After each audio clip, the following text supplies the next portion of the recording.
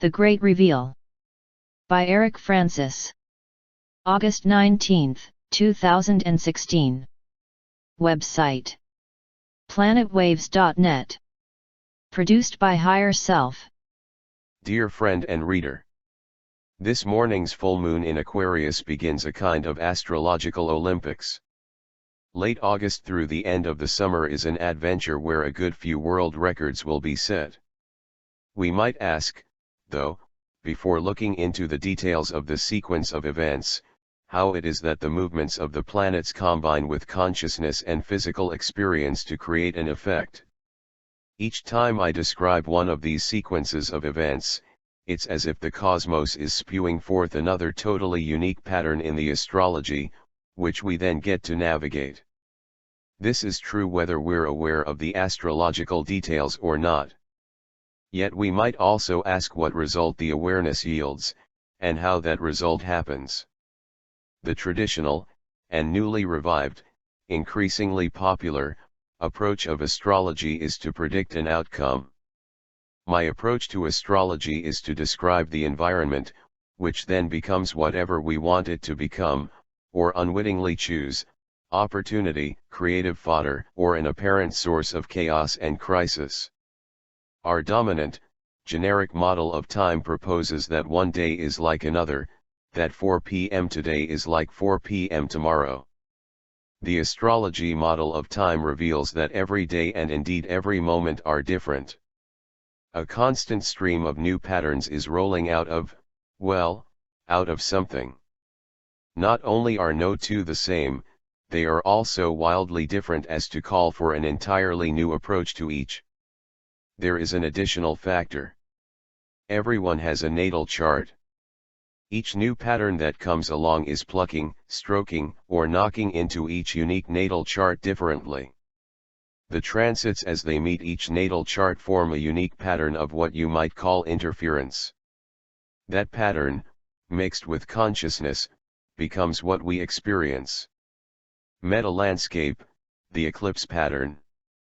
We are now in the midst of an eclipse pattern. Eclipse patterns happen twice a year, approximately every 5.5 months. They gradually drift earlier and earlier in the year, that is, each year they come about 2 weeks earlier. Said another way, eclipses move retrograde. The Aquarius full moon this morning was listed by some sources as a very slight lunar eclipse.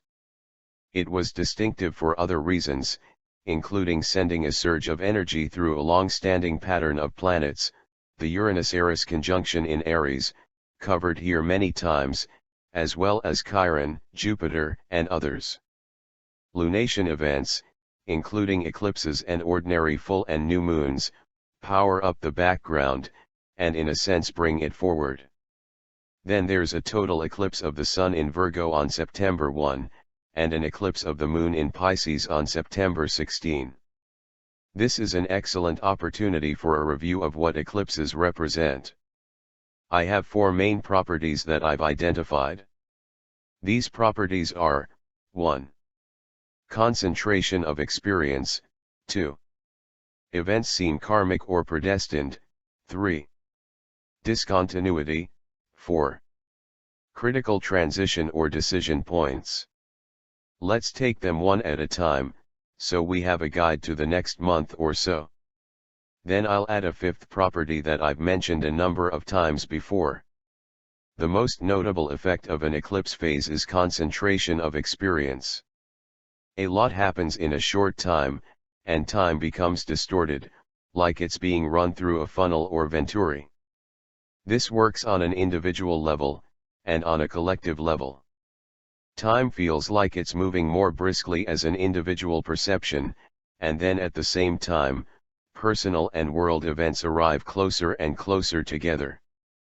Events seem karmic or predestined. They may not be, but they certainly might feel that way. A lot of how that effect shapes up depends on your relationship to the ideas of karma and destiny, and remember, these things are ideas. However, this fate effect merely emphasizes the more valuable sense that decisions are more vital now. Smaller decisions mean more, larger decisions can have a much more vivid, lasting, and sweeping impact on life. Pay attention for when you're making a decision you don't know you're making. Add some discontinuity. The world always seems to plow forward on its crazy way, and yet little seems to really change. Life is genuinely different as eclipses approach, and then never quite returns to normal. Instead, a new kind of normal takes over. In the process of the parallel evolution of the planetary level, and in our individual lives, these events often represent a type of movement without which there would be very little progress at all. You might think of eclipses as opportunities to catch up with yourself. So, a fourth characteristic is a distinct sense of critical transition. We move from one space of life into another. Personal relationships are particularly susceptible to shifts, emotional movement or rearrangement. The change can manifest as a deepening of stronger relationships, or shake-ups in weaker, less stable relationships, many of which are likely to change dramatically. Anything that's not working with the process of our personal and collective evolution is subject to disruption. Things that are working are subject to challenge, and their strength can be put to good use. In all, given this environment, two things are necessary: pay attention and work with the process. This is good advice for life at any stage, but particularly during an eclipse. These two little points can get you a long way from feeling overwhelmed to a sense that you're actually making some progress. Of course, with eclipses, it's best to not judge progress in the moment. Wait till you have a longer view. Let's add a fifth property of eclipses, one that's especially relevant now, during a presidential campaign that affects the whole world. That is what you might think of as an Aries point-like effect, of the individual and the collective merging. Eclipses represent several different factors meeting in space and time. They are, in actual, scientific reality, an intersection of several dimensions. The way that shakes out symbolically is that they can arrive with that feeling of world events seeming to be more personal and relevant, and a calling to take part in the wider world. Needless to say, this will be a very interesting few weeks in the presidential campaign. Mercury retrograde, the truth revealed. Mercury is about to be retrograde. On August 30th, just prior to the September 1 eclipse, Mercury begins its second retrograde of the year. This lasts through September 22, the Libra equinox.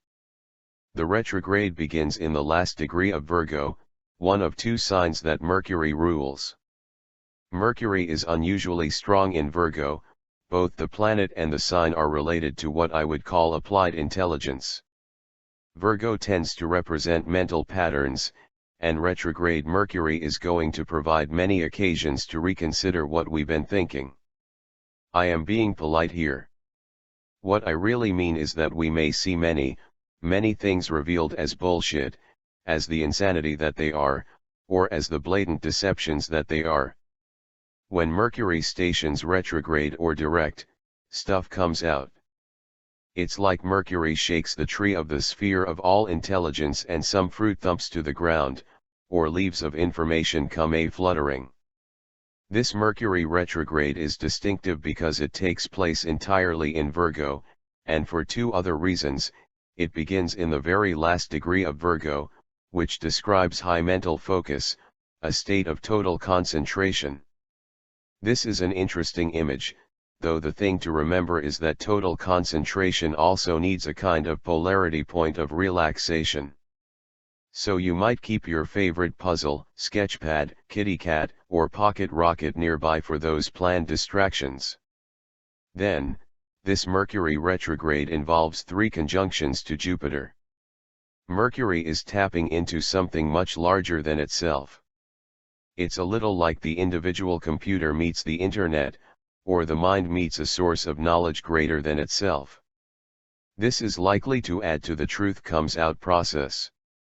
Another truly interesting distinction is that Jupiter is changing signs. It does so on September 9.